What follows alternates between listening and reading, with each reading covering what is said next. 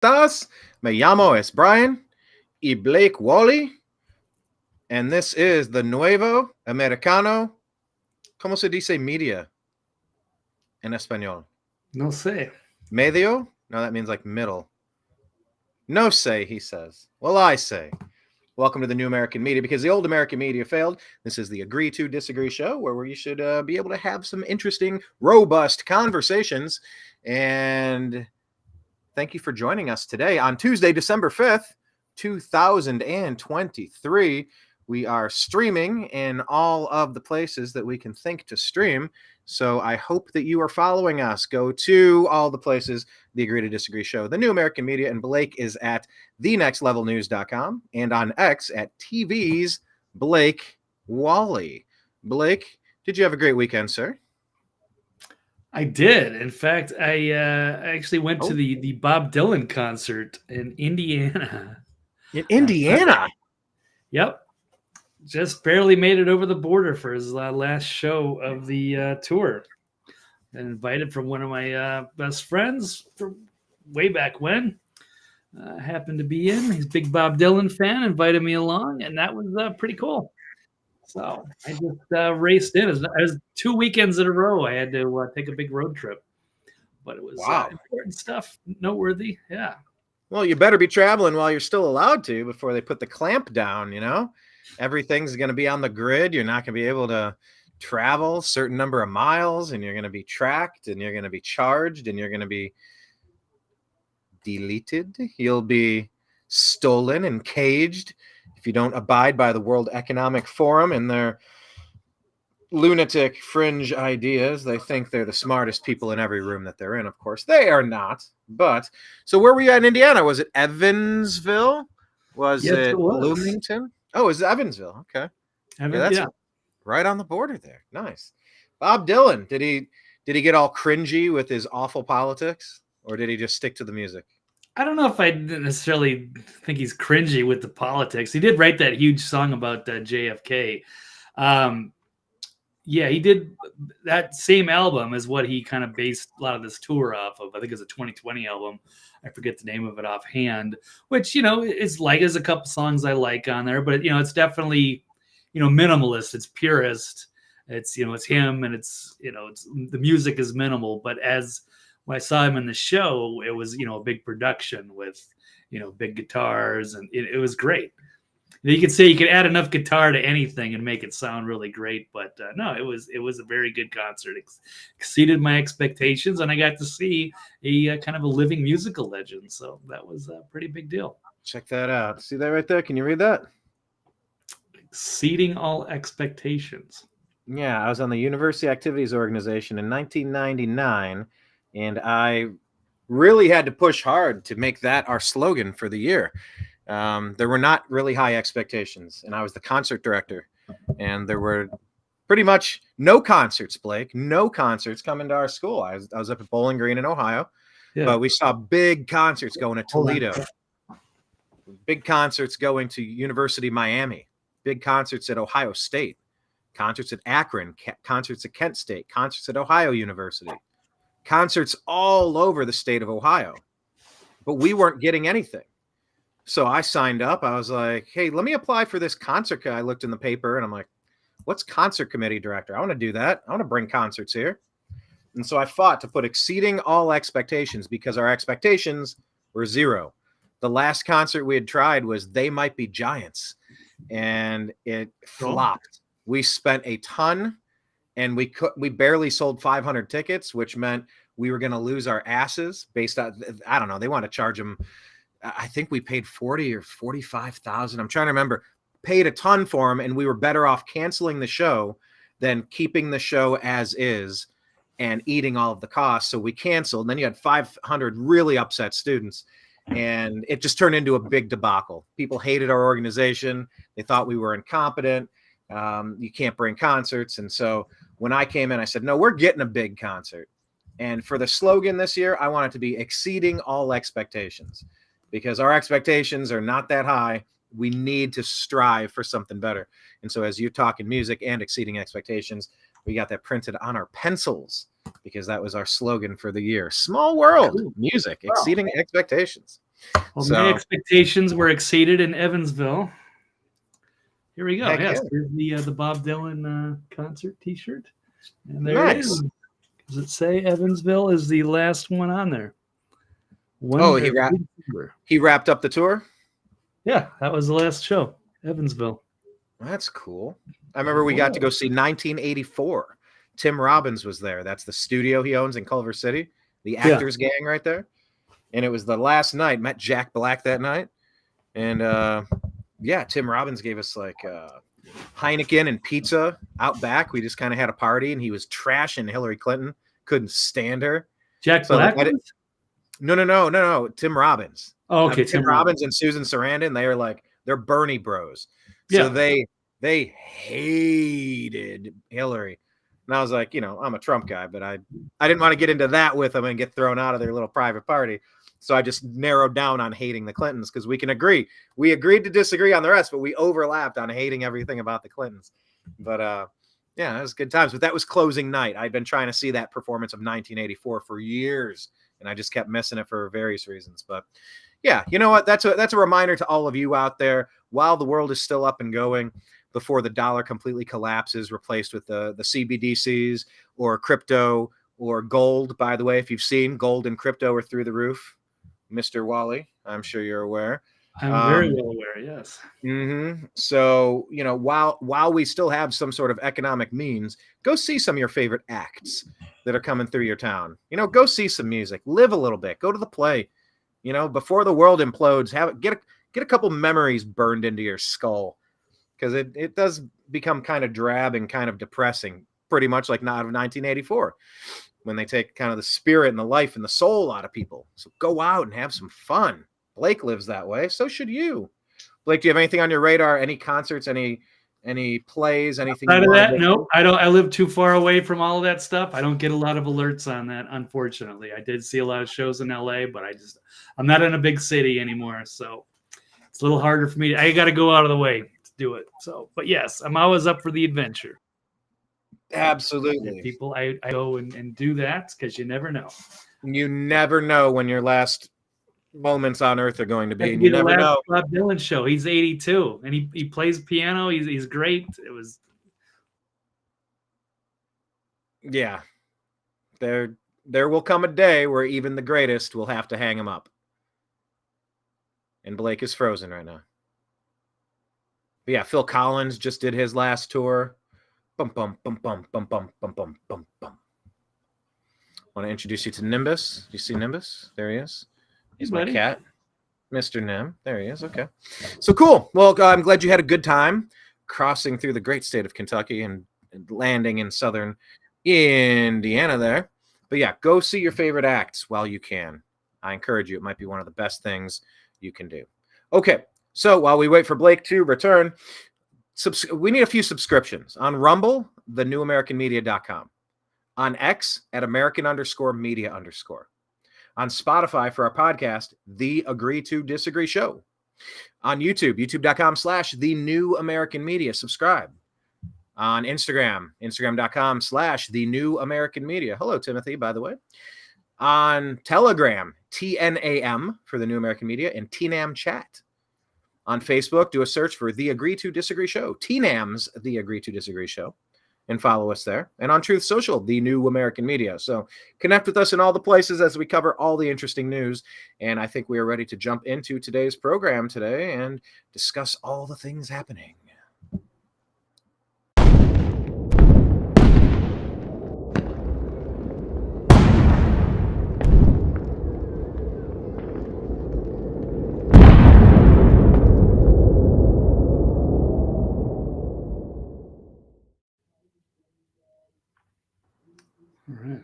Okay, so Blake, agree or disagree that mass migration will eventually lead everyone into World War III?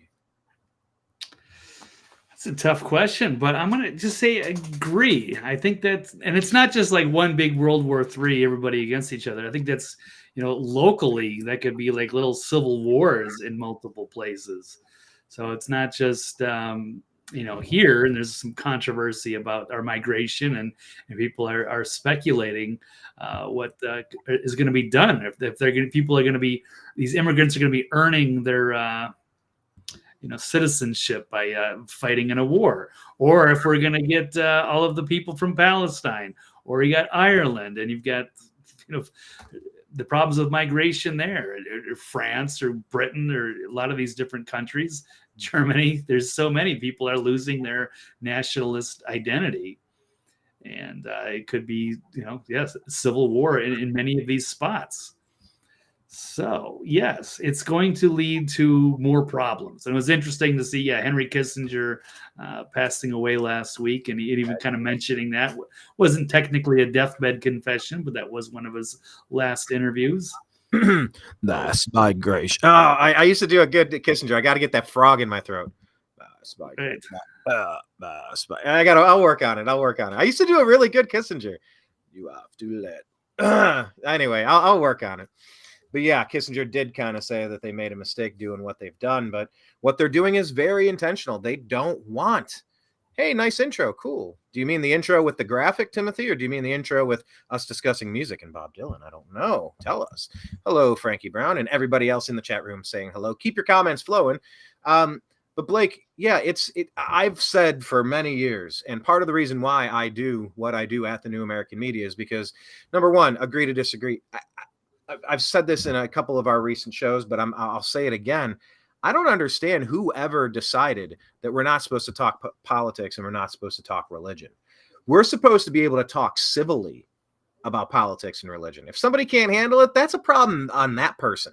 It's not like, oh, I'm so triggered and you set me off, so you're bad. No. Like, grow up.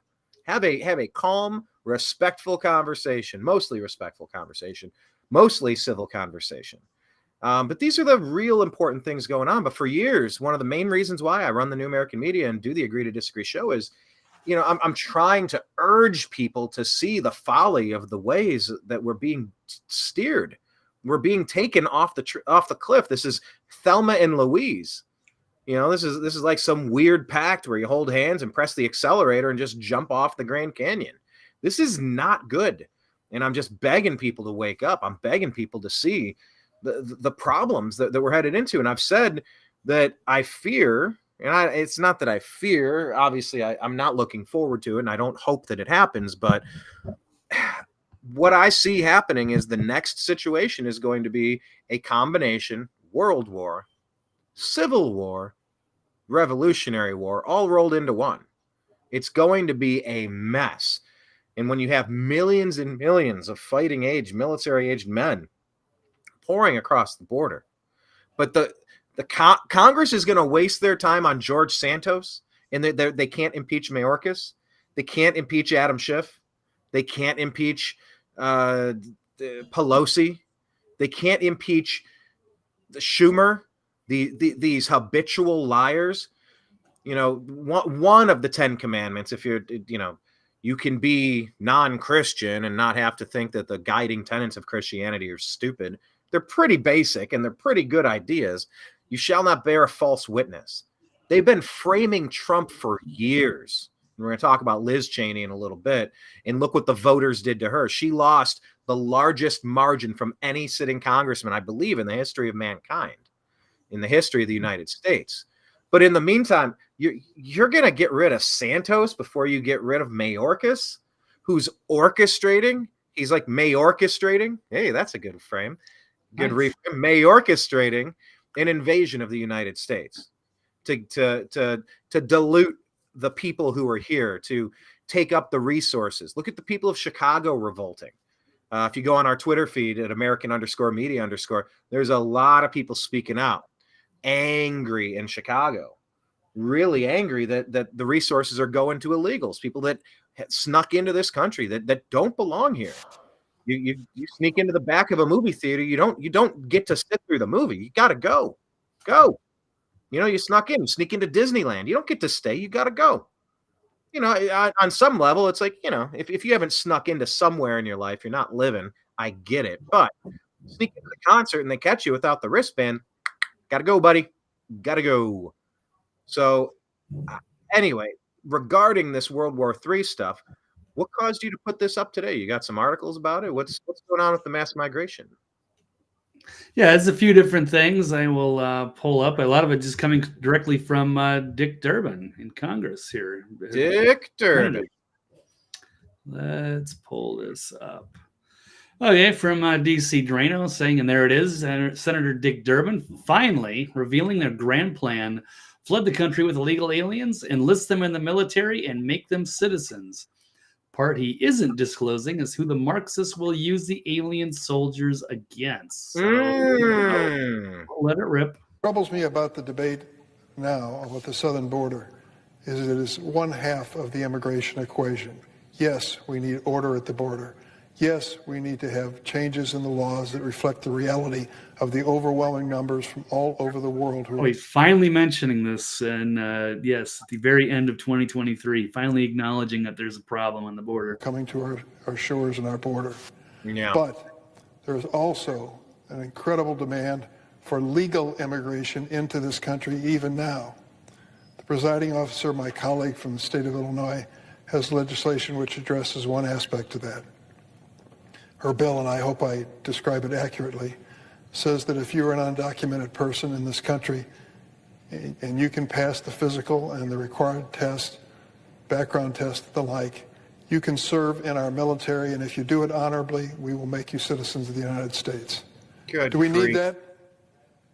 Do you know what the recruiting numbers are at the Army and the Navy and the Air Force? They can't reach their quotas each month. They can't find enough people to join. You know why they can't reach their quotas? They're forcing everybody to take the jab. Yeah, and they're pushing all this dress in a dress stuff instead of defend your country. They're pushing. They got that guy up. What's that person's name? That not Millie, the other one, the one they love to put up there, dresses as a lady. No, I don't remember. The one that dresses as a lady. That guy. That Admiral, yeah, whatever. I forget. Yeah, she's that crazy Pennsylvania lady. I'm just thinking of Millie. But yeah, look what they're promoting. Secretary, yes. I'll have to look it up. I know. It'll come to me, but I do try to block some of these cartoon characters out of my brain sometimes.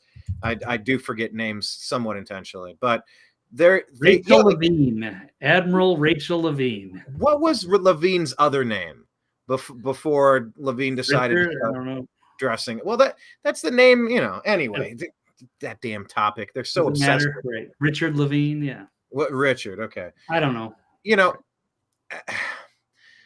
They're pushing all of this woke stuff into the military, and they're kicking out the people that don't want to be experimented on. They don't want an experimental treatment injected inside of them. By the way, for countervailing views, go to WHO.org, WHO.int, and cdc.gov/vaccine, so you can get some countervailing views. But the military has pushed out people that are like, yeah, no thanks, I don't want that. They go, oh, well, then you're gone. So these great people that were trying to defend this country were kicked out of this country, or kicked out of service for this country. Of course their numbers are down. And what are we doing? We're wasting our time being Team America World Police. We should be lined up along the southern border processing these people, arresting them, fingerprint them, have nonstop buses going right back in to Honduras, Belize, Guatemala, Nicaragua, Costa Rica, Panama. I mean, you have entire battalions of Chinese people showing up today. Entire battalions from parts unknown, from radicalized, violent, jihadi countries across this country or across this globe showing up. We've got millions and millions and millions of people just showing up to a neighborhood near you. By the way, did we ever see, there was a story that came out yesterday, day before. I believe it was in Arlington, a huge home explosion as police were showing up to serve a search warrant. I don't know what the latest on that one was, but to think you're not going to start seeing a series of explosions and attacks from the monsters that have been let in. That's not to say every person that's trying to flee Venezuela or Colombia is a monster. No, by no means. But if 4% of the 10 million people that snuck in are going to be here to cause problems, that's 4% too many. That's why you have a full vetting process. That's why it takes a long time to become a citizen. That's why you need to learn the language of the land so that you can succeed when you're here, so that you're not taking. You shouldn't be able to come here from nowhere and just put your hand out and take free money. That money isn't free. It's coming out of your pocket. You should be able to prove a value. And for years, unlike that guy in Ireland who they were trying to deport, they couldn't get rid of. They made him a citizen for some reason. Apparently, the story is he never worked before stabbing 5 people, 3 children over there, leading to Conor McGregor saying, we're at war because they are attacking us. If you can meet very stringent criteria over 10, 20 years to become a citizen of another place, cool. But just letting people unvetted come through and we're supposed to take our shoes off at the airport, you got to be kidding me. It's patently insane, Blake. So enlisting illegals in the military to earn their citizenship, I mean, that's the second part of this. Would you let somebody off of the Pittsburgh Steelers staff come in and be an intern for the Cleveland Browns if you're trying to win games? Would you just let random people here, take our clipboards, take some recording devices, come on into all of our private meetings? Yeah, help us win, right? Yeah, that's the ticket. You're paying me money, right? Uh-huh. It's a tough call. Don't a lot of these teams hire get players from other teams, like in their rivals, so that they can get a little inside track, free agent, what have you? Okay, there's all right. There's a little bit of subterfuge on that, but I mean, you're just gonna let people that snuck in the back door become security guards at Disney? You don't know who these people are, and you know that they broke in. You know that they stole money from you, and you're gonna give them weapons and access and training? You got to be out your damn mind. What's the president actually going to vet some people, but only if they want to join the military? And then who are they going to fight for? Are they going to be on our side or somebody else or what have you? So, yeah, we don't know, and it's pretty disturbing that we're not getting the recruitment numbers. So then we're going to try to get these other foreigners, and who knows if they could be used against us. Isn't this like one of the reasons where the Roman Empire fell? I don't know, not entirely. There's many reasons. That was a long-running empire, but they used to absorb a lot of military soldiers from all over the place. But yeah, you got to make sure that people are actually loyal to your country and culture.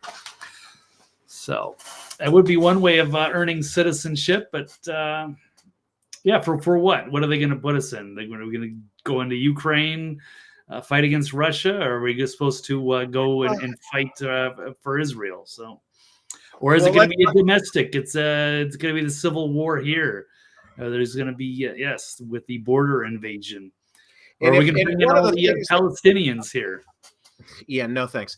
If one of the major points that came out, oh, you went silent, Blake. Are you on mute? No. Oh, okay. I think it was glitching. It was catching probably. Up. One of the main points when, remember that Ferguson lie? You know, all the fake news. It was like Ferguson. Oh yeah, this gentle giant put his hands up, and some awful cop just shot him in cold blood in the back. It's like, yeah, that was never a thing, you guys. You burn America down based on lies. Take a knee. But one of the stories that came out of that, there are a couple points. Number one, officers need to be wearing their cameras 24/7. When they're on duty, when they put that on, it should be activated, and it shouldn't be able to be turned off until the end of the shift. You should not be able to turn that thing on or turn it off to protect the officer and to protect the public. But number two, one of the big problems in Ferguson, this strong arm robbery guy, that Mike Brown who attacked the cop and got shot, shocking. It was that you had a lot of people in Ferguson who were serving the function of cops who didn't live in Ferguson. So these people are coming from surrounding communities. They don't care about the people there. They're shaking everyone down, trying to get them for speeding tickets, $200 here, $450 fine here. They're terrorizing the people of that community, and they don't even live here. So that was the one lesson we were supposed to learn from Ferguson, other than don't trust the media because they lie about just about every big story. The lesson was you need local people who have skin in the game to be the ones enforcing the law. You can't have outsiders. You can't have mercenaries coming in from a surrounding community. You remember that, Blake? That was a big point of contention with Ferguson. It's like, oh, they built that big fancy police station just because they're shaking down all the residents. You know, they are aggressively, ultra aggressively, just like following people. What's that phrase? Show me the man and I'll show you the crime. Like they're just kind of terrorizing the residents until they had enough. So it became like Minneapolis too. Yeah. What's that? So it happened in Minneapolis too with George Floyd, and it was like a lot of the people that were rioting. It's like they came from Chicago and Detroit. It's like, well, you're not even from Minneapolis. It's like you just found a reason to come here and blow stuff up or whatever, cause trouble. No, and that's a good point. That's the second side of it. So the police, they're terrorizing the people of the community, and they're not even a part of the community. So if you live down the street from John, you're like, hey, John, come on, we got to calm this. Let's get you. Let's de-escalate and get you. There's a difference between, putting his arm behind his back, arresting him and charging with as many things as you can, when it's like, hey, come on, John, let's blow off your steam over here. Let's police our own people. But yeah, like you said, it's a Soros and other weird globalist funded nonstop perma riot culture that's just going from city to city USA, getting bussed in, getting paid to cause chaos. So do we really want to outsource our military to people that have already broken into the country illegally? Who in their right mind could think that that's a good idea? Anyway, with Dick Durbin, let's finish out his thoughts. I definitely had to jump in there. I couldn't stand listening to this guy. Yeah, here we go. Our military forces. And there are those who are undocumented who want the chance to serve and risk their lives for this country. I doubt that. But if you said, hey, you got to go back to where you came from, or you can enlist in the military, then maybe some of them would. But I have a hard time believing that they're just going to want to join the military. It's bad enough they had to, traverse the desert with, coyotes and whatever kind of nasty things that they have to endure to get smuggled into the country to begin with. Should we give them a chance? I think we should. Oh my God! Let me tell you about. So it's funny. They finally acknowledge that there's a crisis at the border, and then they're going to make a new crisis. So we're just going to take them. Then we're going to vet them only to try to serve in our military. We don't even know if they, are they fluent enough? I mean, to be ready. Who else would turn on the American citizens, Blake? The American people aren't going to turn on the American people when it hits the fan. But you have an illegal from a place that doesn't respect our law, doesn't respect our culture, didn't go through the front door, snuck through the back door.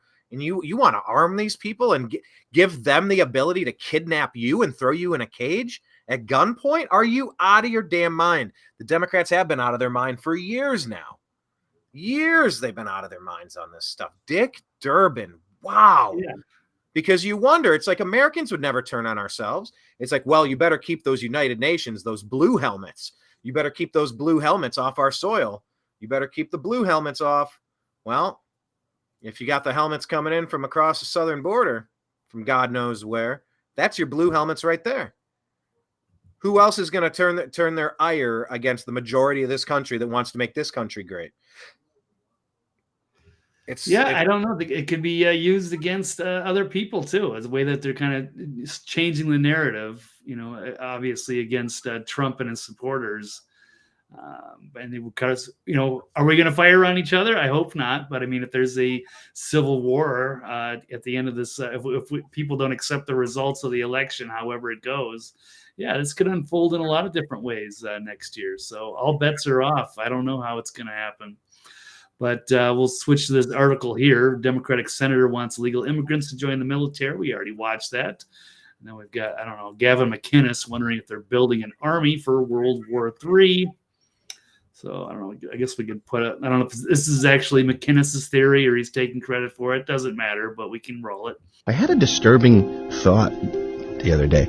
So you know how immigration has been so weird recently with all these men of fighting age and the intense variety? It's not just Mexicans anymore, Somalians, and it's never families. And I thought, are we staffing an army for World War III? Is that what these 4 million a year people are doing here? So it's 1 million legal, it's 3 million illegal. We got 200,000 a year coming in through the New York ports. We seem to be kissing their ass. I think New York's spending about 40,000 per migrant. So why are we so invested in young men if we're not going to be using them to enter in World War III? The global community is going to allow Israel to destroy Gaza, West Bank. I think the global community would even allow Lebanon to get a severe ass kicking from Israel. If they start stepping on Iran's toes, we're going to see the entire Muslim world team up and say, all right, that's it. That's enough. I didn't really care about Palestinians, but I care about Iranians. And then we've got Russia backing Iran, China backing. Now we have World War III. You need a lot of dead bodies for World War III. So is that the fucking globalist plan? So we're importing a bunch of human garbage from the third world so we can throw them at Muslims. Okay. Weird flex, but okay. Okay, so I don't know what to make of that, but yeah, it's a good combination. I don't know. So it's interesting point by Dreamer Ultra. He says that Dick Durbin acts like he's under MK Ultra mind control. Dude is a blank slate. Good point. I was watching him, and something was very off. It was very puppet-like. It was very monotone. It was very low energy Jeb. That is a great point, Dreamer. That is a great point. Like he's an MK Ultra. How could somebody come out and say something so absurd in public, on record, on camera? That might be the dumbest thing I've ever heard anybody say, Blake. What Dick Durbin just said on that video. It might be the dumbest shit I've ever heard. Have you heard anything dumber than that? Yeah, no, I mean, this is like unthinkable years ago. And now he's just saying it. Yeah, like this is a normal thing. And for years, they've acted like there was nothing to worry about, nothing at the border. Why are people making a big fuss about it? Why are the Republicans freaking out? How come it's such a challenge to get any Democrat to go to the border and take a look at it? And now it's finally, after they've went after the military hard and lost so many of the people, good people, because they tried to force them to take an experimental jab. And then they've, keep lowering their standards. Yeah, then they've made it so lame that people don't want to even be associated with the military, with Rachel Levine, or the way that they're just using drag queens to promote enlistment. So they've just totally ruined it all, and now they're going to admit that, oh yeah, there is a crisis at the border, but hey, maybe we can take these people and they can earn their citizenship by joining whatever military. I don't know. So whether that's at home or abroad, or what do we need military-aged men for? Are they going to protect the border? I wouldn't think so. That wouldn't be the first choice. And can we acclimate them even that quickly? We don't even know what these people are. So we got to vet them and make sure that they speak English. And then, we're going to try to train you to go in the military. It's just so stupid. Listening to Gavin's theory there, I haven't been able to shake the concept that one of these days, I hate to be a broken record. I hate to keep, because I feel like I say this every episode. I don't want to speak it into existence. I speak about it because I'm trying to warn everyone. With the metadata they have, they know who all of the anti-globalists are. The ones who are going to be a problem. You, me, the other you. I see the power going out, and I see their sleeper cells activated, and they're going to go right to where you are, and they're going to take you out first. When that power goes out, you better be ready that moment, because it's not like things are going to start happening in the big city, and you're going to turn on the radio and hear about it, and it'll give you time to mobilize. No, your doors and windows are going to get kicked in. There's going to be 5 to 10 people hunting you that day, that moment, because you're at the top of the list. You're too vocal. You're not dependent enough to go along with what they have in store. You're a threat to them because you value liberty, the republic that we find ourselves in. And it's going to be go time immediately. Now, I'm not saying you know, if there's a storm in your community, get out the cannon and just what did Joe Biden say? Just get your shotgun and point it out the back door and start blasting. Double barrel, yeah. So anyway, I started blasting. And that's the Danny DeVito meme, of course, from Always Sunny in Philadelphia. But I'm not saying get your cannon if a tree comes down and takes your power line. But I am saying if you recognize that something strange has occurred, you instantly go from, hey, let's go watch the game up at BW3. Hey, maybe we'll go to the mall later. Hey, I don't know. You guys want to sit around and play some video games? Yeah. Hey, I'll put my headset on. We'll play some Call of Duty together, right? Or hey, let's binge watch Suits on Netflix. Okay, let's binge watch a little bit. No. Like, you have to shift immediately out of normal daily life mode into holy shit, it's survival mode. Blake, by the way, have you upgraded your have you upgraded yet? I know we've been talking about it for weeks. I don't know if you have been able to yet. No. Okay. This week. No, I doubt it. We'll see. We could talk about it. Yeah. This week. Yeah, I just, we are all going to be responsible defending ourselves, our loved ones, our street, our local community, and our state, and our country. This is an army that's been shipped in. And with our next story, well, anyway, what else do we have here? This is from Modernity. Is that Paul Joseph Watson's? Yeah, I guess he got rid of Summit News. I don't know why. And now he's got this Summit's gone? Yeah. Now it's Modernity. So I don't know. It's got a fancier layout, and he's got all these, live videos on the website. So the website's kind of cool. Yeah, so it's got a lot of like rolling video. Okay. Did you have anything else to bring us from his site or on that particular topic? Yeah, actually is one more quick one. We could talk about German cardinal warning mass migration is being used to destroy national identities. Not helpful. Sure is. Yeah, so mass migration, it's not about helping people, but about destroying national identity. They say that national identity is nationalism, which has caused all the wars. So they say they are against nationalism, but they are really just against the nation. If nationalism is the reason for wars, we must ask who is financing the wars and what interests are behind it.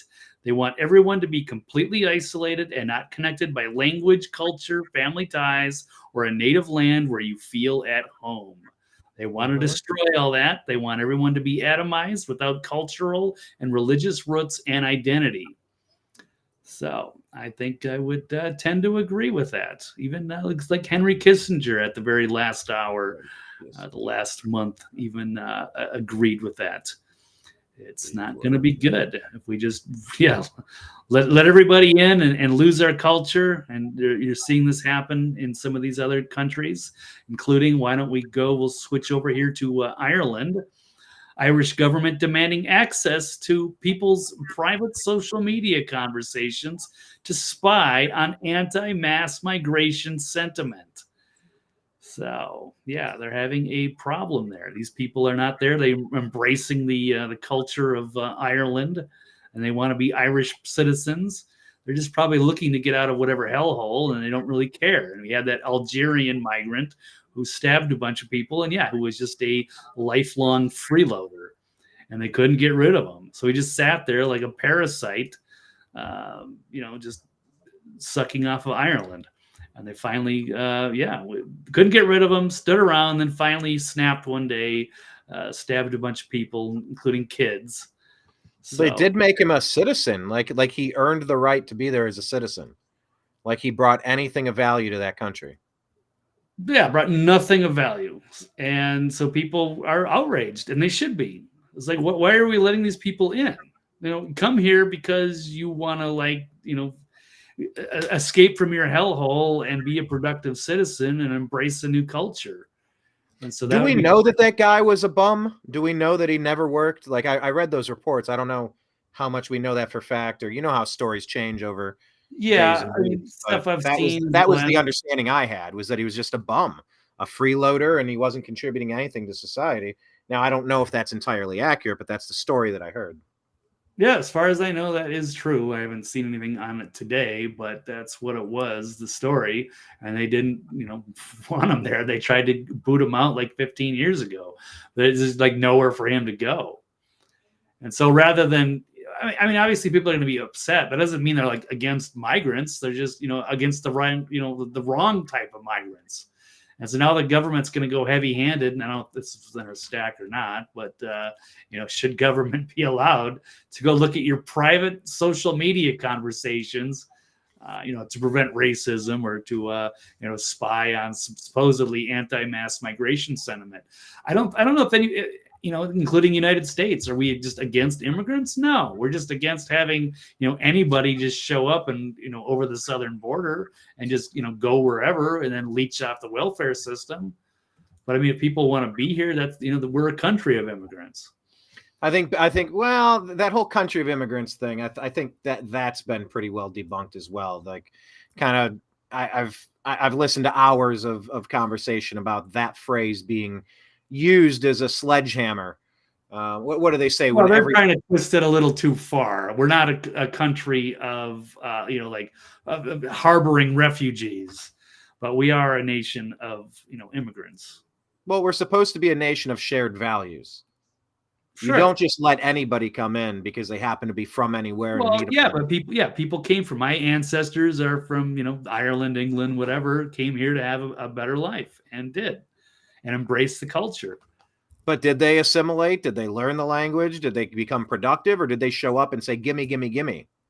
They didn't have those kind of welfare programs back then. You had to go work. And a lot of those Irish immigrants had to go, work in hellacious conditions, sharecropping or working on the railroads or what have you.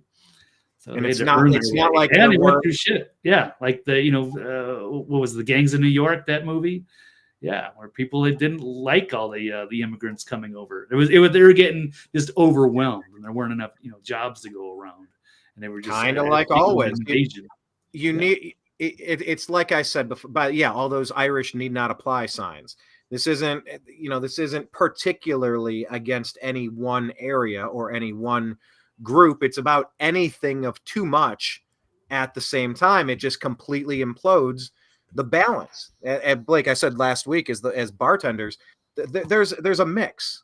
If you're making a three wise men, it takes a third, or a half shot, or the four horsemen. Four horsemen. Four horsemen. What would you put in the three wise men? Three wise men, it has to be men. So whether it's Jim Beam, Jack Daniels, or Jose Cuervo or something, or Johnny Walker. There you go. To me, a three wise men has to be men. So some people confuse that and they mix Rumpelmann's Goldschlager and Jägermeister or something, which would not be it. There's another name for that. I forgot what it's called, but it's probably not a good idea. But you do the four horsemen. Maybe you add one more. So I did mention that's where Jose comes in. I think Jose shows up with the four horsemen. Otherwise, it's Jack, Jim, and Johnny on the three. But there are recipes. If you do a half shot, imagine you're using that jigger device, and you're pouring a half shot in, and then you take your Johnny Walker and you just go bloop, bloop, bloop, bloop, bloop, bloop, bloop, bloop, bloop. It's overflowing. Bloop, bloop, bloop, bloop, bloop, bloop, bloop, bloop, bloop, bing, bing, bing. And then you got an empty bottle. You got a whole bar full of mess. You didn't follow, there's a formula. When you put too much of anything in, it wrecks everything. It wrecks the formula. They said the amount of people that have broken into this country, it's larger than 21 states, the population of 21 states. Yeah. The 10 to 12 million people that have snuck into this country. I mean, it's going to change the clock. Huh? Yeah, that's going to, have a swing at the elections. It's enough to, make a huge difference. That's part of the point. But they should not be voting because they're not citizens. Yeah, shouldn't be. But if they can use it to their advantage, they probably would. So I think the Democrats, I think this is a part of their play. Is that what this is all about?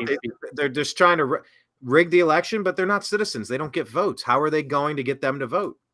They just want them to vote for them. They can't have, MAGA and Trump. But where do they get a vote from? They don't exist. They're not on the books.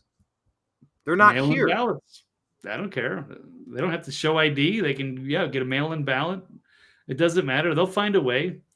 If they can get them, driver's licenses and, insurance, they'll manage. They'll find a way. They'll do whatever it takes. Anyway, we're living in a cuckoo clock, sir. We can't have illegal immigrants driving around without licenses, so they're just going to give them licenses. They shouldn't be driving around because they didn't actually show up the right way. I agree, but that's where we are. Now they're going to join the military. Now we're going to arm them. Okay. Yeah, it's a good idea. Great idea. And the Republicans are just going along with it. They're not getting rid of Dick Durbin. That was a treasonous act that he just proposed there. Treason. That is insanity. Yeah. Republicans are just going along with it. What's in it for them, Blake? Why are the Republicans going along with any of this stuff? Well, because I don't know, they're blackmailed or whatever. They got enough stuff. So yeah, you mentioned George Santos. Yeah, they should have. He's a bad dude. Yeah, he's a pathological liar, and he shouldn't be in there. Probably got voted in because he was deceptive. But yeah, they should also take out Bob Menendez or Adam Schiff. It can't just be one guy on one side. This should be fair, but it's not often fair. So, and if anything, if anything, their own swamp creatures. They do protect their own swamp creatures. I was going to say, if anything, it should be a trade. All right, well, we'll vote against Santos, but you're going to have to trade us Dick Durbin. You're going to have to trade us Adam Schiff. Well, Menendez has got to go for sure.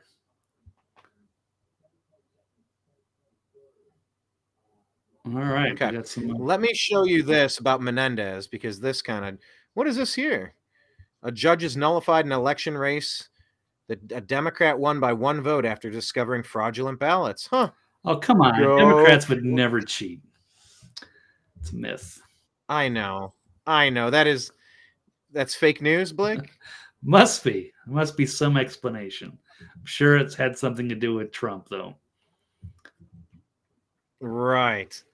Let me scroll down here through the X because I wanted to find that story about Menendez real quick. By the way, make sure you're following Blake. He's at TV's Blake Walley. You need to tag us more often throughout the week in between our shows.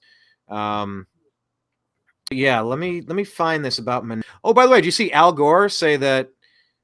Here, let me play this. AR-15s. They ought to be banned. They really Bob ought Menendez. to be banned. Oh, yeah. It's an No, I'm going to find Menendez, but in the meantime, I did want to mention this, and it just happens to be in the way, and it's kind of like glitchy and slow, so I just want to These play it. algorithms, they are the digital equivalent. Ought to be banned. Digital AR-15s of the public forum. But when people are pulled down these rabbit holes, you know what's at the bottom of the rabbit hole? Truth. That's where the echo chamber is. And if you spend too much the echo time chamber in the of echo chamber, weaponized is another form of AI, not artificial intelligence, artificial insanity. Oh, what a goober. Oh my God, Blake, I can't with this guy. How long did he look in the mirror working on that line, trying to come up with artificial insanity? But here you go on a New American Media. Chicago residents fed up with Democrat. Well, this is another story we talked about. Just buzz through this as I get to Menendez. If Trump want to come to town, come and meet with us. Trump 2024. Come have a meet with us, Trump. Trump 2024. We are not going to stand idly by while you starve our community. These are our children, and they will not give it while you take and make a better life for a new group that just walked into this country yesterday. $9,000 a month for these people. You know how hard it is? $1,500 every child, every illegal immigrant child that goes into Chicago public schools. You give them money for uniforms and computers and all these things. We're not going to stand. We ask that the Republican Party come and sit down and have a meet with us. Not okay. So you see Chicago residents revolting, Blake, against this stuff. They're seeing all their resources going to people who snuck in the back door. I mean, do you think this is going to be a massive landslide against the Democrats, a referendum, regardless if they put up Michelle or Biden or The Rock or Mark Cuban or whoever they think they have in the bullpen? Shouldn't this be a massive blowout this time around? You would think. We thought there was going to be a red wave last time, and then there was, there's always mail-in ballots that have to be counted the next day, and there's not quite sure where they come from or if they're legitimate, but it doesn't matter. We're not going to be allowed to look. But yes, it's refreshing to see that the pushback from the people in Chicago and New York that have had enough with these policies, and people need to see that and be aware of that. It doesn't make any sense. This one is director Christopher Ray. I hate that he has honorable in front of his name because he's the opposite, but Right. this goes to the first couple stories we were talking about the dangers facing us now. So what I would say that is unique about the environment that in my career is that while there have been times over the years where individual threats could have been higher here or there than where they might be right now, I've never seen a time where all the threats, or so many of the threats, are all elevated all at exactly the same time. That's what makes this environment that we're in now so fraught, and why funding our men and women who are working shoulder to shoulder with state and local law enforcement and other partners every day makes it even more important, not less. So blinking red lights analogy about 9/11, all the lights were blinking red before 9/11. Apparently, obviously all of us missed it. Would you say that there's multiple blinking red lights out there? I see blinking lights everywhere I turn. So that's pretty promising. The FBI director who's gone after the wrong people and turned a blind eye to everything. Now they're all trying to get on record saying, look, we tried to warn you. I mean, it's stunning, Blake, right? This FBI that's corrupt to the core. Now they're out there telling you, like, be careful, be ready. Like, it's almost like you can feel the other shoe about to drop. Am I reading too much into that? I don't know. The FBI has been weaponized against the good people of this country. So it's been, against Americana, against Trump people, against MAGA conservatives. So I don't know. I don't trust anything from the FBI or from Lindsey Graham there. You can hear his voice in the background. I know, Lindsey Graham. He's one of the worst. So this is a post we made 2 hours ago. So is this real life or the simulation messing with us? Is Congress really saying that George Santos is more of a threat than Menendez or Pelosi or Schumer or Schiff? Come on now. This is ridiculous. So this is a story, trying to determine the validity of this, of course. But this report says of the 13 gold bars that were found in Senator Bob Menendez's Democrat New Jersey possession during the raid on his home last June 22, 4 are now conclusively proven to have been stolen during an armed robbery of a known Menendez associate back in 2013.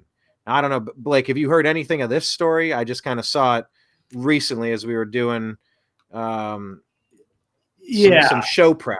Have you heard about the gold bars? Well, I heard about the gold bars, and I heard that they might have been stolen, but I didn't know that it was possibly an associate of his, which then would also make you wonder, did he order that? Was he like, hey, like one of his buddies said, hey, I have gold bars in my house, And so Menendez like, let's see. I wonder how I can get those, and probably arranged to have his associate's home broken into.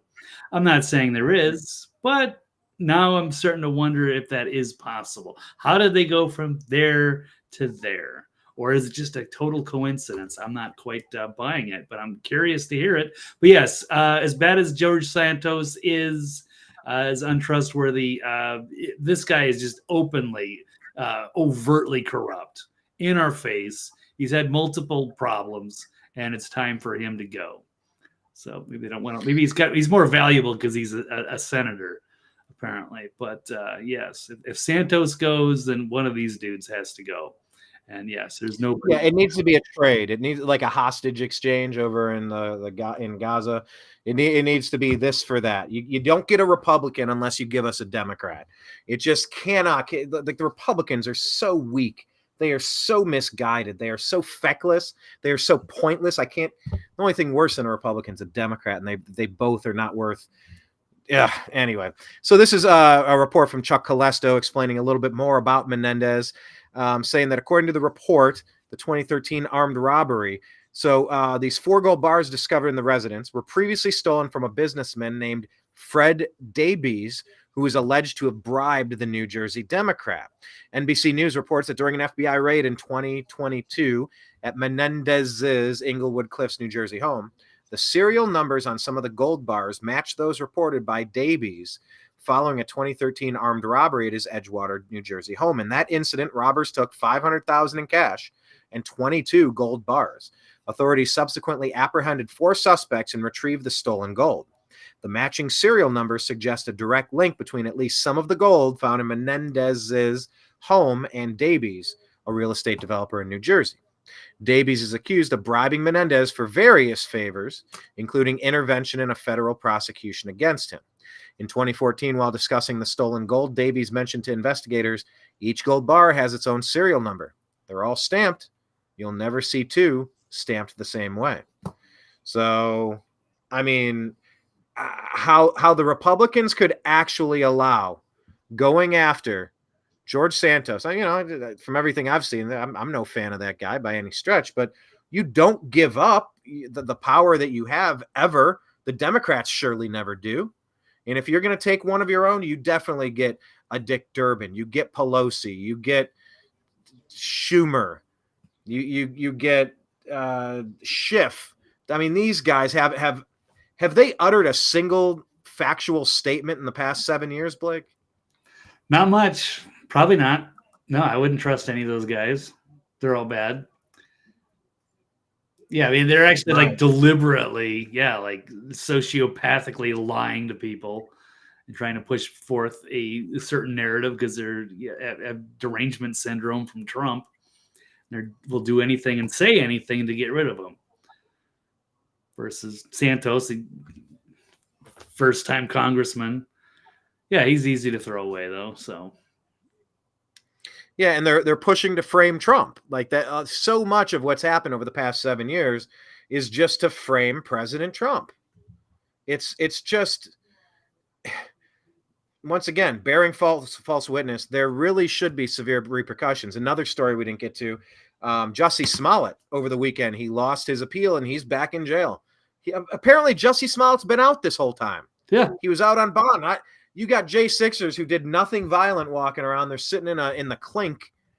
They're sitting at like the bottom of what is that? Hannibal. What was that? Silence of the Lambs. They're sitting in some dark pit because they walked around a place, did nothing violent. You got Jussie Smollett, who's actually out there making the grossest accusations. Dreamer asks, is Menendez really a senator? I mean, the guy is every bad stereotype of a politician rolled into a Simpsons cartoon character. All right, that's a good way to describe him. No, but I mean, let me go from one crazy Trump framer to the other. We did reference her real quick, and I was going to go to another spot, but this is just as good of a transition as any. Agree or disagree, Blake, that Liz Cheney's presidential run will prevent Trump from winning?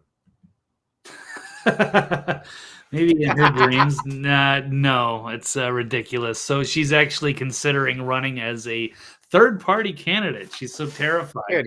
And she's out on a book tour right now. So she's making all the rounds on the who's who of the liberal media or what's left of them. Not that they have much credibility. But so she's freaking out. So I'll pull up a story or two on that one. Let's take a look. How about Liz Cheney? She got rocked. Yeah, I just say this is the results of her primary. This is what happened going against Trump. So yeah, she lost. Could you imagine the good luck of having to run against getting to run against Liz Cheney in that election cycle? All you needed was a pulse, and you were gonna trounce her 2-1, easy. Yeah, it didn't happen, and she's gone. So Liz Cheney has declared she is entertaining the notion of a third party for White House. Revelation comes after her defeat in the primary by Representative Harriet Hageman, endorsed by President Trump, a defeat largely seen as retribution for her impeachment vote against him and her role in the committee investigating the J6 Capitol. So she must be short on funds. That's the only reason someone like Liz would run against Donald Trump. I don't know about that. I'm sure she's got plenty of Halliburton money. But anyways, Liz Cheney promotes her soon-to-be flopped new book. She conveys her growing concern over Trump's lingering control over the border. And she said, several years ago, I would not have contemplated a third-party run, but I happen to think democracy is at risk at home, obviously, as a result of They're so goofy. continued They're so goofy. Rob Reiner just said the same thing.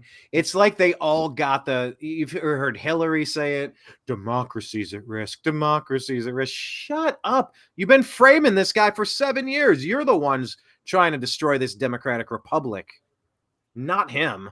You had 4 years with him in there, and all he did was suffer all of your lies and all your frame attempts from the deep state. Piss off. Oh, if they could get away with it, they would just do away with the election entirely and just nominate Biden for his second term. So they don't know what they're talking about as far as people trying to overthrow democracy. They're just freaking out, or acting like if Trump gets reelected, he'll stay in power, or nominate himself king or something. It's all just fantasizing.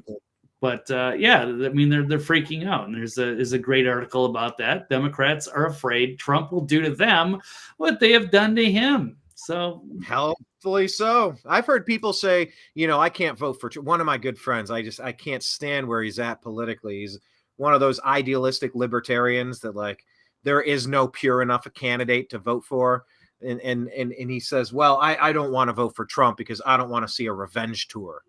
I'm like, what? You don't want to see revenge for the people that have been destroying our Constitution and framing an innocent man for 7 years straight? Are you kidding me?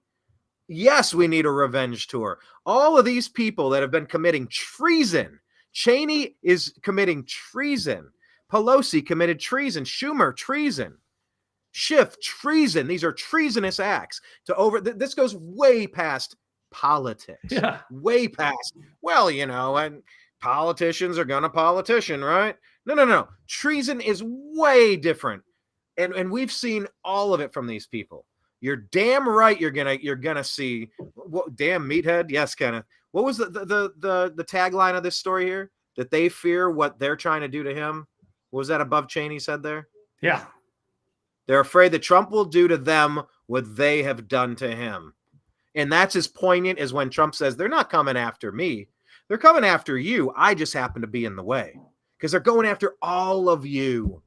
All of us. He just happens to be in the way. Oh, this revenge tour is going to be just fantastic. So overdue. These people deserve to be in jails for the rest of their lives, if not suffering the penalty of the true penalty of treason. I mean, Trump's been framed 6 ways from Sunday over and over again with lies, Jussie Smollett type lies, to get him out of office, just to stage a coup to overthrow the United States. Damn right that he's coming for payback. Because if these people don't have a repercussion, they're going to try it again and again and again. And the next people from the next generation are going to try it. But if you make an example out of them, things might change a little bit.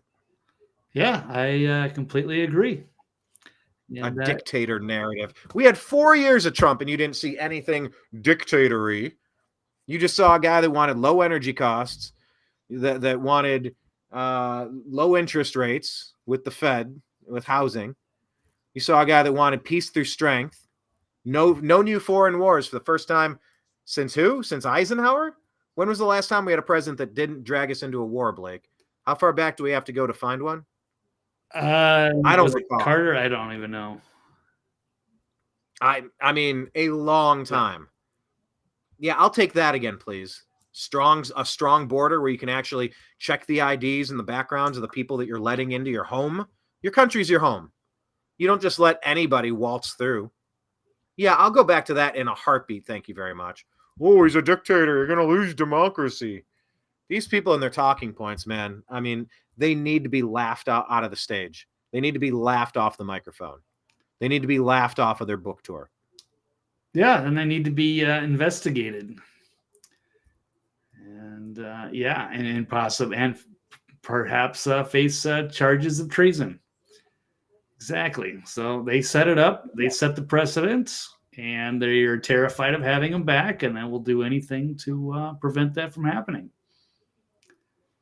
Wild stuff. Liz Cheney for president. That's ridiculous. They know that they can't afford to have any third parties running. They know that.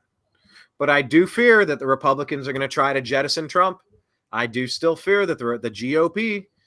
By the way, did you see Ramaswamy? That was a story maybe that I don't think we covered that on Thursday. Did you see where the intelligence official met with him on camera? Did you happen to see that story? No. I know he had an interview by that DC Drano guy, but I don't know anything else about what you're referring to. No. Well, okay, I'll pull that one up while we cover this next story. This the one, new, Blake, agree or disagree? There's another debate tomorrow night, so that'll be interesting. So that'll obviously be a big story when we talk about Thursday. There's going to be we almost had it narrowed down perfectly with the three candidates that I wanted to still see with Haley, Ronnie D, and Ramaswamy. But I guess apparently Chris Christie did make the cut again, so he please number 4. The same people that wouldn't put Larry Elder in, they're going to keep Chris Christie in. Give me a break. Yep. Just hard. Won't go away, no matter how unpopular he is, no matter how many people hate him. He's Hillary Clinton. Yeah, there you go. Yeah. He's the Hillary Clinton of the Republican Party. All right. Blake, agree or disagree that Trump supporters are enemies of the state and must be tracked? Disagree. It's insane, but yeah, that's the way that they're trying to frame this. Is that they're all they're the bad people. But I'd be curious to see what There's an interesting article. I think I found it from Natural News, but it's a Substack. Let me pull it up here. From Leo Homan. Let's see if I can. All right, there we go. FBI telling Newsweek that Trump supporters are enemies of the state and must be secretly tracked, monitored, and investigated. Will Trump supporters start to disappear leading up to and following the 2024 election? The FBI appears to be laying a narrative that hints of unprecedented government actions on American soil. Have you voted for Donald Trump? Have you ever posted a comment to any social media platform that was even remotely favorable towards Trump? If so, you may be on an FBI watch list. And according to a recent report in Newsweek, the federal government believes that the threat of violence and major civil disturbance around the 2024 election is so great that it has quietly created a new category of extremists that it seeks to track and counter. And that would be Donald Trump's army of MAGA followers. So then we come back to the army and we get to these, these illegal immigrants that we're going to arm. So what is this army? They're going to use their own army or the globalist army or the UN army. I don't know. But yes, this is very much against what this government was set up against. This is something like the Brits would have done back in the Revolutionary War times. They want to monitor everything, make sure they know which patriots are who's on their side and who's not. So this is the very sort of thing. So the FBI has been turned against us. So the FBI is intent on stopping domestic terrorism and any repeat of the Capitol. FBI source told Newsweek the agency must preserve the constitutional right of all Americans to campaign, speak freely, and protest the government as if it holds its nose and begrudgingly goes through the motions of preserving any of our rights. So they're just talking about the propaganda. Says nobody with half a working brain cell still believes the FBI has any respect for the Constitution. Same agency that threatened to, investigate parents at school board meetings, or going after cracking down on Catholics, or going after, Roger Stone with, set up by CNN, going after elderly women praying in front of abortion clinics, and so many other things. So, talking about how it would be our forefathers would be rolling in their graves. Seeing the FBI and how it's been used against the American people these days. The thought of a national police force, even if it started out with a mission that focused on legitimate federal crimes such as foreign terrorists, Any freedom-respecting constitutionalist could have predicted with little common sense that it would one day be weaponized and turned against the domestic political opponents of an empowered elite. This guy's also putting forth a suggestion the FBI should be totally defunded and permanently disbanded. If it does exist, it should just be a strictly investigative agency, do the investigations, and then turn over the information to state or local law enforcement, which could then make decisions about how to proceed with arrests or not. And this is coming from somebody who's supposedly not a big fan of Donald Trump, because of other reasons, constitutional reasons. But, interesting thoughts from this author. So, but yeah. I read that story, what was that, last week, where they said that the air marshals aren't even on planes anymore because they're going after people that went to D.C. They're just trying to... Oh yeah, not everybody. So it's crazy, and for no reason. And they know that they're not terrorists. They know that there's no problem, but that's what they're ordered to do, and they just follow their orders. And the people at the very top of the FBI and the Justice Department are anti-Trump, anti-MAGA, anti-patriot.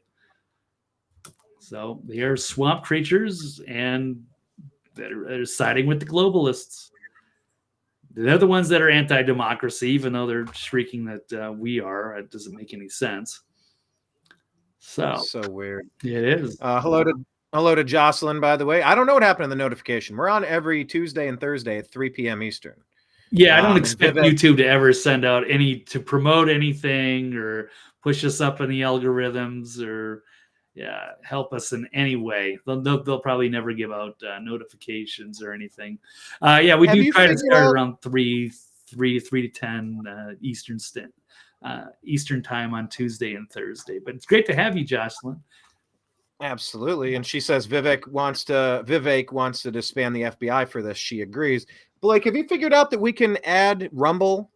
Because it says I can live stream off Rumble now, but I don't see how I can add it on Restream. I don't know if you have any idea about that, but I'd love to share it on. It's got to be one of the custom like RTMPs or something. So I might be able to set that up, but you might have to be logged into your Rumble account, and then you set up what's called a custom RTMP, I think, because there's not a Rumble link on the Restream. And then so you can set up an RTMP, and then if I'm logged in, then I can connect to the custom RTMP that you set up. Is that what you're saying? Yeah, if you're allowed to live stream and you have a live stream key and you can connect that from Rumble to Restream, then it should work. Yeah, I do have a key. I don't know what door to put it in though. So if there's something you need to do on your side, it'll be you unless you want to give me the access to the key, and then I can do it. So if I have the key, I can do that today. Yeah, you should be able to just copy and paste or connect it to the Restream.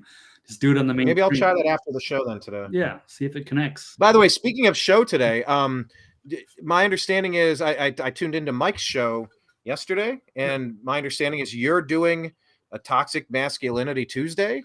You're not doing the Friday Power Trio anymore. Is this correct? Am I giving you a plug, Blake? Tell us about your show.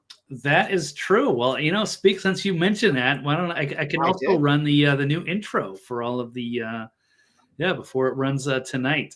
Mike's moved to Las Vegas, so he's having a lot more fun there. He's having a good time. He's usually doing stuff on Friday night. We missed the last couple of shows, but it's kind of been a struggle because he's got things going on.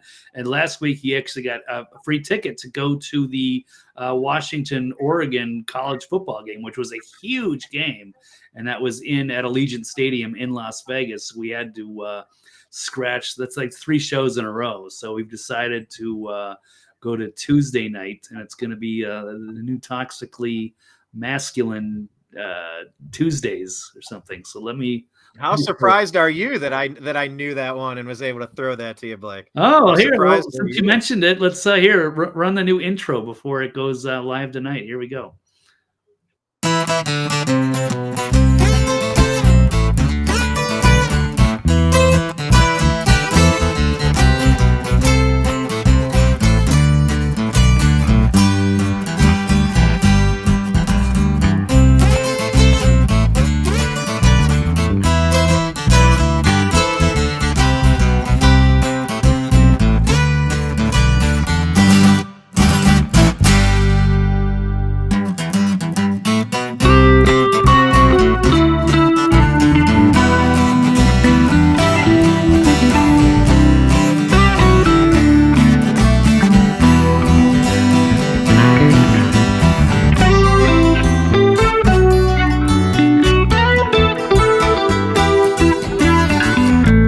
there we go.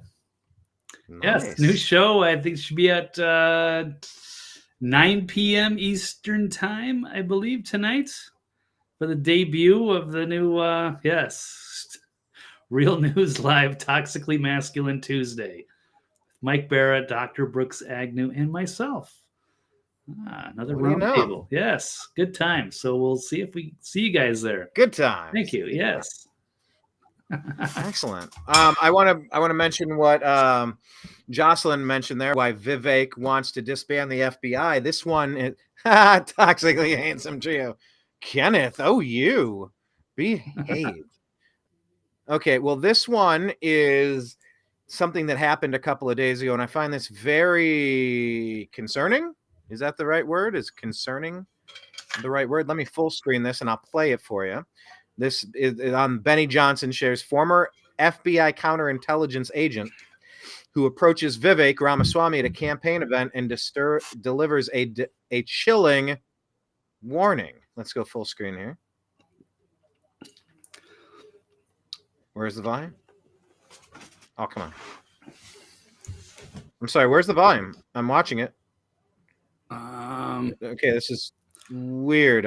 I see that there's volume, but I can't hear a damn word. Can you? Not yet. Oh, that is the weirdest damn thing. Yeah, you either have to crank it up or sometimes they mute those. I'm not sure. There's something off about it. Why do they mute those?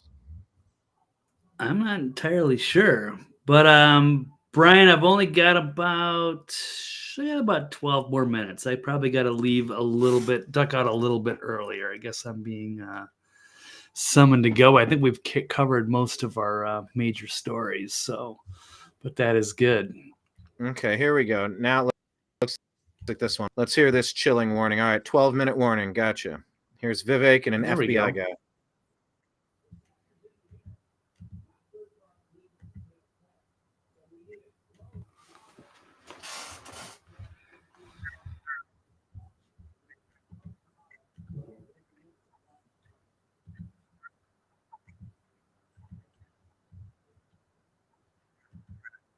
I'm not getting anything, Brian. I don't know what's going on with that clip. Oh, you're not hearing it? No, it's not even pulled up. It's not even showing in the restream. What is happening? This is the weirdest. Yeah, this stuff gets glitchy. All right, here, let me try to get doggone it. Yeah, I was sitting there watching. Thank you. I was sitting there watching it, listening. He tells him, Jesus, be careful. Here, let's try this a third time. They really don't want you to see this, huh? You got it now? It was fidelity, bravery, integrity. They've broken my heart. Here we go. This can't be. This can't go on. And fidelity, something. It's breaking my heart. It can't go on. We will. And I like the way you're pushing because those are my instincts, right? But I can tell you what we can immediately get done. Well, thank you for your service. Tired, but Jesus, be careful. I will. Jesus, be careful. I will. We will. I mean, we're guided by our purpose. I know that it can get ugly. You mean like yes, be careful, be very careful. careful.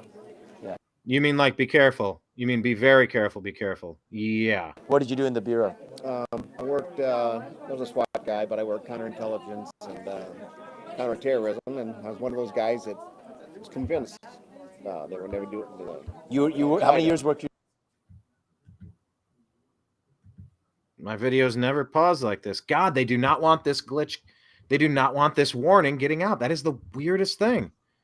It's the third time I've had a problem playing this. How many years were you in the FBI? 22. I was a cop before that. Okay, and you're worried? Yes. Worried. Okay.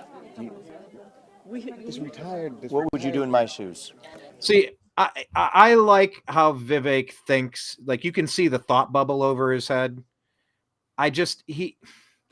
You can have a healthy degree of mistrust with any politician, obviously. And you should with every one of them. That's fine. But I do like the way he thinks. He's just kind of like, he kind of cuts right to it. All right, in my position, what would you do? I get some very, very competent help. Okay. And some very competent people do some intelligence work for you before you went places. get some very competent intelligence people in place to do work Okay. for you before you go places. Walk around, talk to people, maybe get a feeling. Okay. Because that's what I do for a living. I got people to tell me what they didn't want to tell me. And the other thing is, I'm now an entrepreneur. I'm trying to follow in your footsteps, but I don't think my worm farm is going to catch up with Okay. you.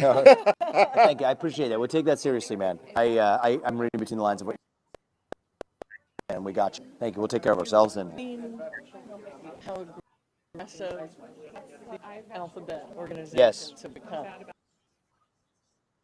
You've seen how aggressive these alphabet organizations have become. These two are they showed up directly to give him this warning. no doubt about it. But They're coming we're ready. after you. Okay. We'll be ready. If you think you're going back into private life, if this doesn't work out, they're coming.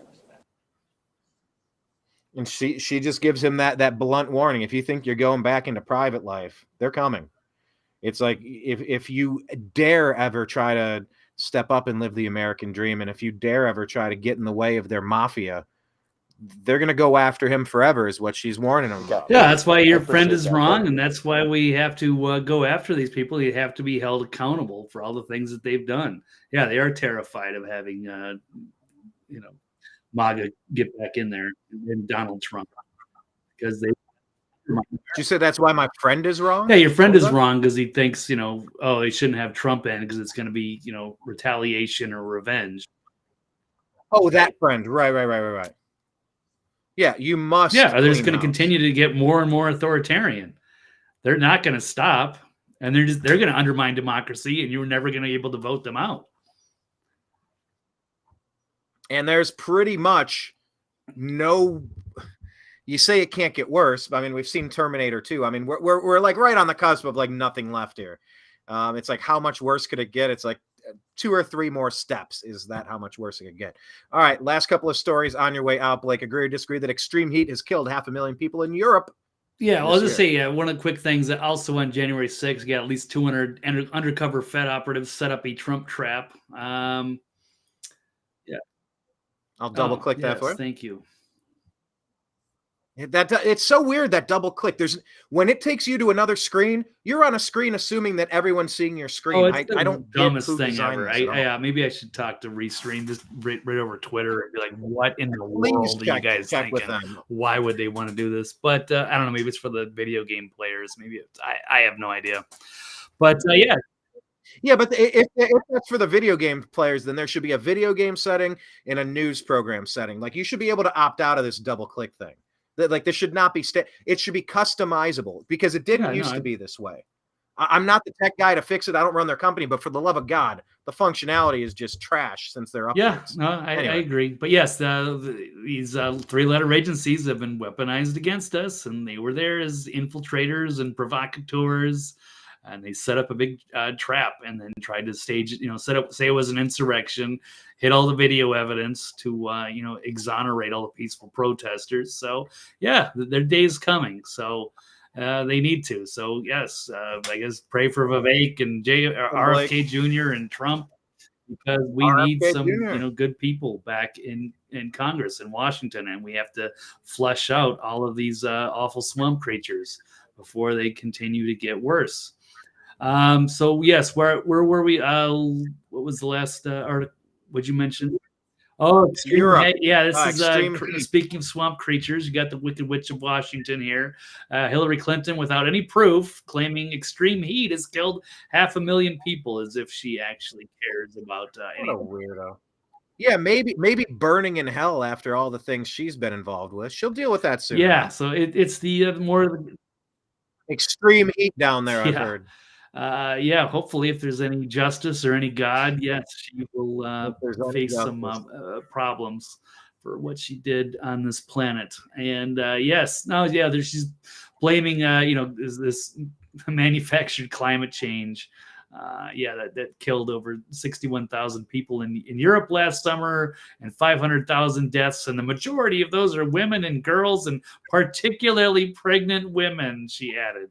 Like she actually cares, but it's all estimate. Wait, you mean she didn't say pregnant people? Yeah, that's actually surprising, right? Where was that? That was on ABC, right? ABC News. They reported something on Twitter, and they got absolutely roasted for it because they said pregnant person, and people were saying it's pregnant. Yeah, I female. saw that. Men can't get pregnant, but yeah, this is the absurdity of our current culture.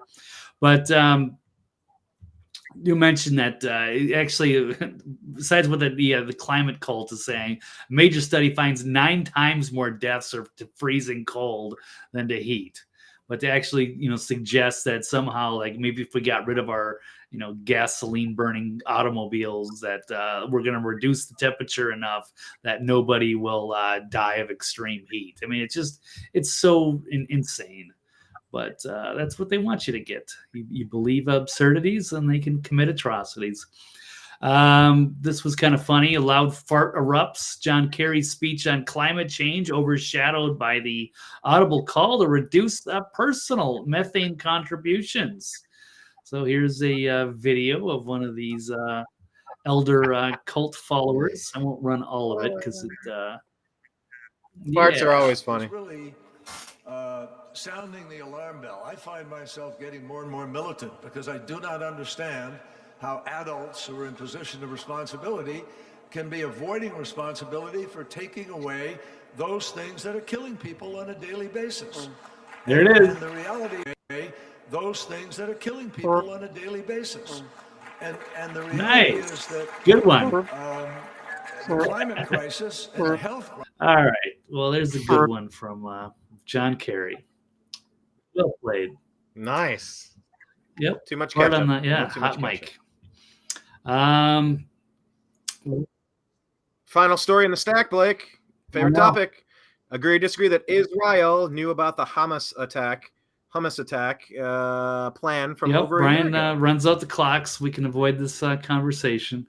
But yeah, it's always so the New York Times ran a segment. Israel had Hamas's attack plan for over a year, but they didn't believe Hamas would carry it out, according to a bombshell report from the New York Times. They were all told last month that any notion Israel had prior knowledge of the attack was an anti-Semitic conspiracy theory. But now the media is just outright admitting it. So, we heard that they were warned, and Egypt warned, America warned, and they knew about it from a year ago. And it just did it seem like it was set up? Is this at the right time? Perhaps, I don't know. Yeah, one of the biggest, Israeli defenders who was getting roasted by Dave Smith last week on Twitter, David Harsanyi from The Federalist. But he says, it's hubris, not conspiracy, that kept Israel from anticipating the Hamas terrorist attack. They were so arrogant. They had it, the whole place on lockdown. There's nothing they could do. Weren't thinking about it, and all of a sudden they invaded on their hang gliders and just raped everyone and beheaded babies. And yes, there was awful death and destruction. It's horrible. There's nothing good about any of this, but I am very deeply suspicious of Bibi Netanyahu, and I think that they knew this attack was coming and perhaps allowed it to happen so that they could use their heavy-handed tactics to get rid of their neighbors so they can transform Israel into their one state. So anyway, perhaps I'm wrong, but it seems like there's a lot of pushback on this now. And they still haven't done like a full investigation, of course. They're going to set up some kind of a committee. But I think Bibi's he was running Hamas. He's got his fingerprints on it. They allowed the defenses to go down, racked up the death count, and then tried to pull on everybody's emotional heartstrings to get them on their side and to target their enemies. And they're probably going to send them over here to America. So anyway, I think that's all I've got. And I'm going to have to run here. All right. Unfortunately, but been a pleasure as always, and we'll look forward to covering the big Republican debate, the last one on the Thursday show. So there's going to be some highlights from that for sure, and we'll take it from there. And of course, the Tuesday night toxically masculine edition of Real News Live, 8:00 Eastern. So hopefully, we'll see you guys there as well. That's it. Take care. Also, we're allegedly going to finally get our interview on Thursday at 8:15 Eastern. If we get a link, we'll share it on Twitter X for you. So try to follow us there. Hopefully we can get that in. And then Blake, tell them one more time on the way out the door where to follow you. TV's Blake sir. Walley on Twitter X. And of course, the archive is always at thenextlevelnews.com. All right, guys. Thank you very much. Take care. Well, maybe we'll see you tonight. We'll see you Thursday for sure. All right, guys. Thanks, Brian. I'm out. All right. Take care, Blake. Whew. A lot of news going on. A lot of newsy news going on. So make sure you're following us on X at American_media_. On Truth at The New American Media. On Rumble, do us a favor, go to Rumble, subscribe. The New American Media. On Spotify, find our podcast, The Agree to Disagree Show, and subscribe to it. Like some shows. YouTube.com/The New American Media. Instagram.com/The New American Media.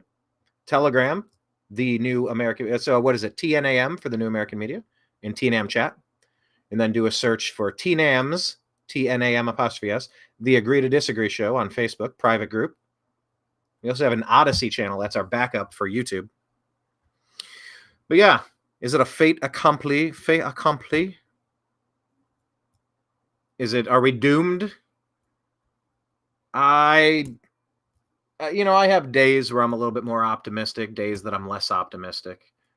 But I cannot, while I still have breath, allow myself to take the black pill and throw my hands up in the air. What is it? Indifference to public affairs gives a sanction to being ruled by inferior men. I'm not doing it. I'm not going to assume that anything is a done deal. And neither should you. Please don't believe that you don't have the ability to govern your own life and to make an impact in this world. Fait accompli. A thing that has already happened or been decided before those affected hear about it, leaving them with no option but to accept it. Behold, I come quickly. We got Christ brings a sword in the chat room. Coming in saying that what's coming to America. Well, what we can do is determine how we react, how we handle it. I'm like a thief in the night. Yeah. After seeing what I've seen for the past few years, you wonder if you're going to see a Project Bluebeam. Are you all familiar with Project Bluebeam? I mean, it's a pretty interesting one.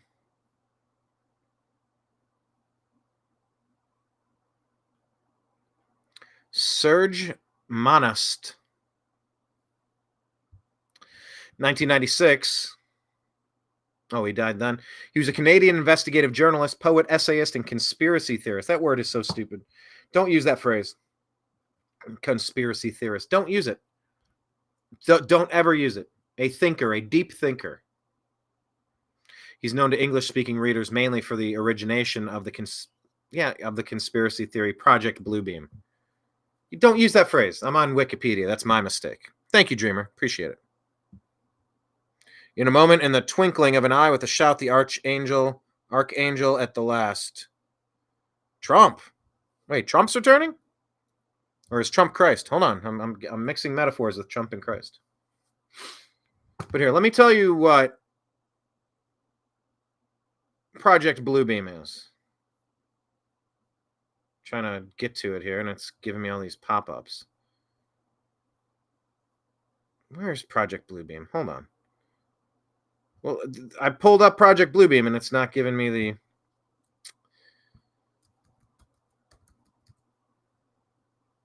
Good grief. I'm trying to give you a perfect definition.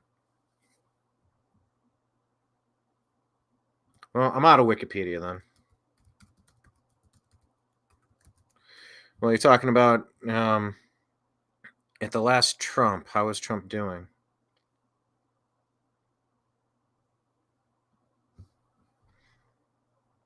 Okay, I guess we're back to, now we're on Rational Wiki, whatever this is. Project Bluebeam is a theory, don't say conspiracy theory. Project Bluebeam is a theory which claims that NASA is attempting to implement a new age religion with the Antichrist at its head and start a new world order via a technology simulated second coming. The allegations were presented in 1994 by Quebecois journalist, and stop saying conspiracy theorist. It's such a dumb phrase. I literally tune people out when they use that phrase. You just call it deep thinker, critical thinker, creative thinker, Serge Monast, and later published in his book Project Bluebeam, NASA. Proponents of the theory allege that Monast and other unnamed journalists, who both died of heart attacks in 1996, were in fact assassinated, and that the Canadian government kidnapped Monast's daughter in an effort to dissuade him from investigating Project Bluebeam. The project was apparently supposed to be implemented in 1983, but it didn't happen. It was then set for implementation in 95 and then 96, and it still didn't happen. Finally, Monast thought that Project Bluebeam would be brought to fruition by the year 2000. Wow. I'm just trying to get to the theory here.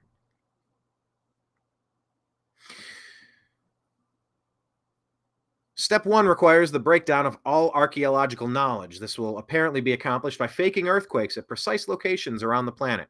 Fake new discoveries at these locations will finally explain to all the people the error of all fundamental religious doctrines, specifically Christian and Muslim doctrines. This makes some degree of sense. If you want to thoroughly usurp a current way of thinking, you need to completely discredit and destroy it before putting forward your own. However, religious belief is notoriously resistant to things like facts. Yeah, this article is just incredibly written here. I really try to avoid Wikipedia when I can, but I digress. The Shroud of Turin is a famous example that is still believed by many to be a genuine shroud of Jesus, as opposed to the medieval forgery that it has been conclusively shown to be. Yeah, conclusive. Prayer studies, too, show how difficult it is to shift religious conviction with mere observational fact. Those dummies who have religious bearings. Indeed, many theologians avoid making falsifiable claims or place belief somewhere specifically beyond observation to aid this. So what finds could possibly fundamentally destroy both Christianity and Islam almost overnight? And universally all over the globe? Probably nothing. Yet, this is only step 1 of an increasingly ludicrous... I can't with the way this is written. I just needed the facts of what Bluebeam is. But, you know, they're taking you on this song and dance, trying to do the high and mighty thing. They're so much smarter looking down their nose at you. Increasingly ludicrous set of events that Project Bluebeam predicts will occur. Step 2. They cross this out. Step 2 involves an apparition. Why did they cross that out? Because that's exactly what I'm trying to talk about. The apparition of a messianic figure who calls himself Abel and is actually a human-made deity, Protodeus. A gigantic space show wherein 3-dimensional holographic laser projections will be beamed all over the planet, and this is where Bluebeam really takes off. The projections will take the shape of whatever deity is most predominant and will speak in all languages. At the end of this light show, the gods will all merge into one god, the Antichrist. This is a rather baffling plan, as it seems to assume that people will think this is actually their god, rather than the more natural 21st century assumption that it is particularly opaque Coca-Cola-style advertisement. Evidence commonly advanced for this is a supposed plan to project the face of Allah, despite its contradiction with Muslim beliefs of God's uniqueness, over Baghdad in 91 to tell the Iraqis to overthrow Hussein.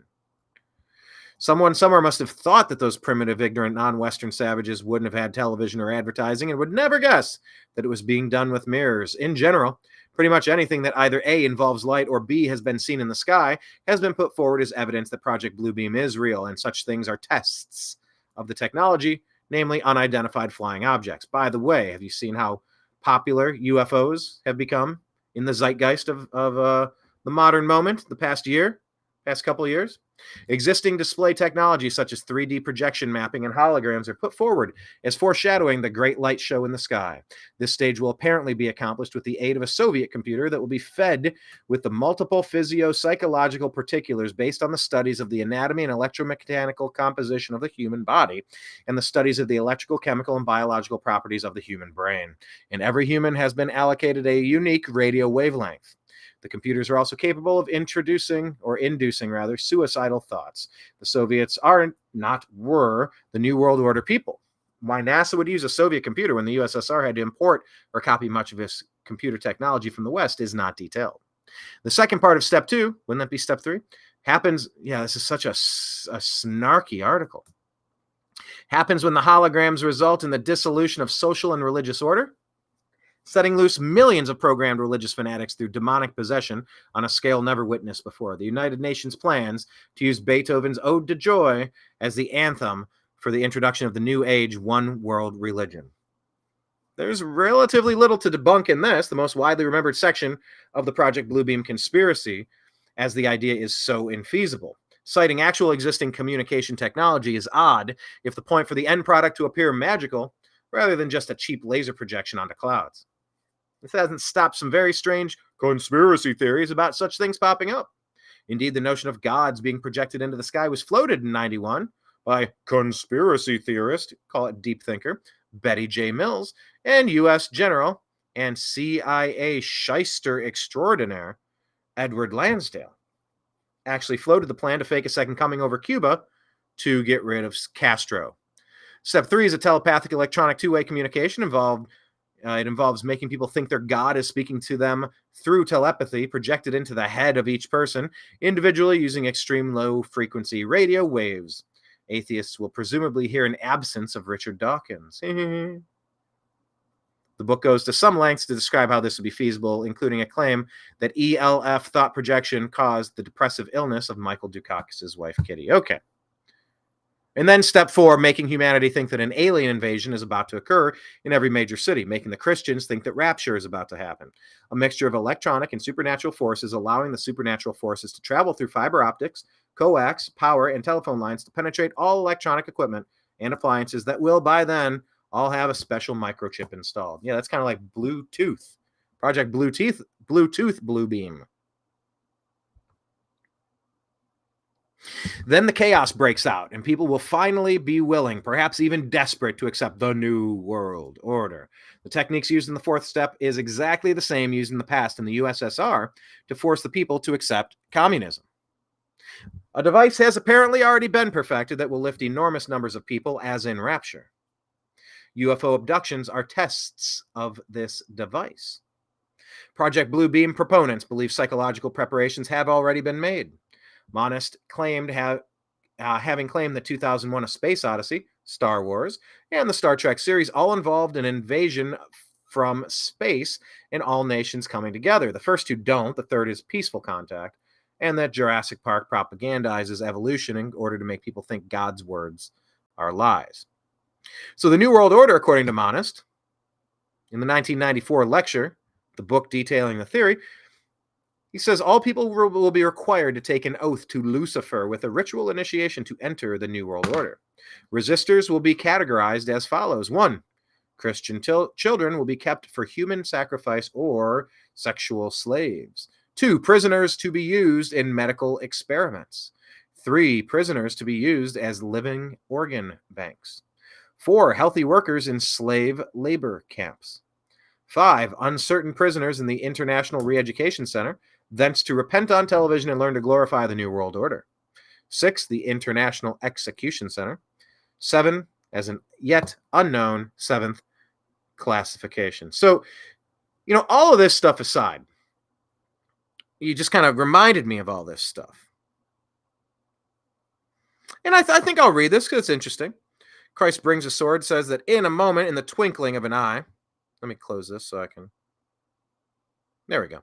With a shout of the archangel at the last trumpet. 1 Corinthians 15, verse 52, King James Version. And their eyes shall consume away, in their holes and their tongues shall consume away in. Fear the Lord, he is coming to establish his kingdom forever. Zech 14:22, the plague of atomic radiation will destroy the enemies of God.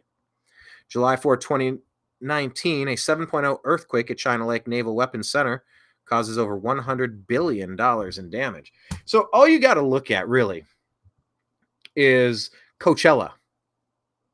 Did you ever see that at Coachella? Let me pop that up, just while we're talking about it. Because they're so desperate right now, they being the ones who think they're better than you, they the ones who have a bloodthirsty lust for just conquering and dominating humanity.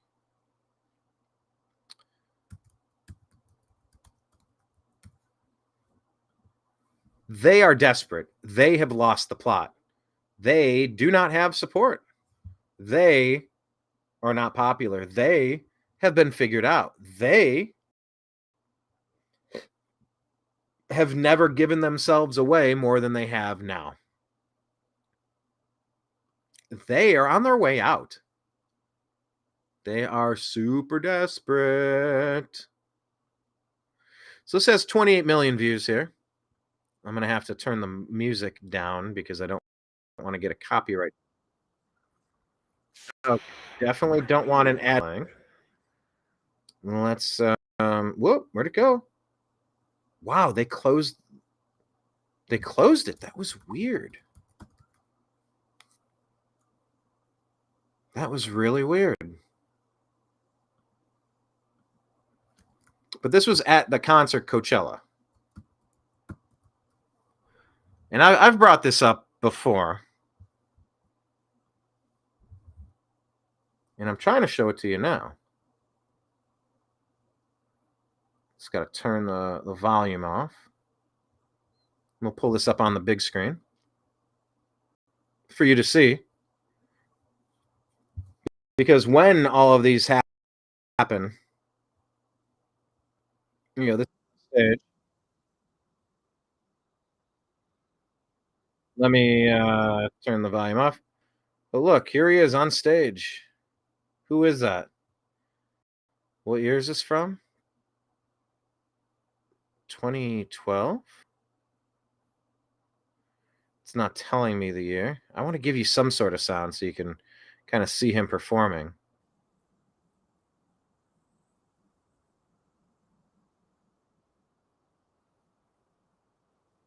Oh, hang on. Are you not seeing this? I double-clicked this. Doggone it.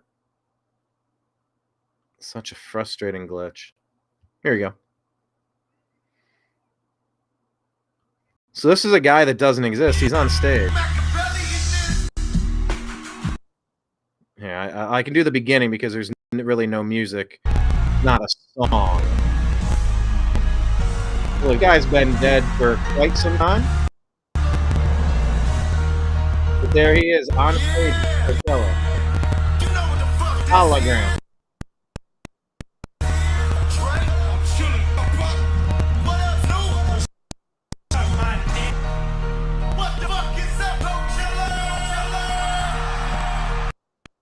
So, okay,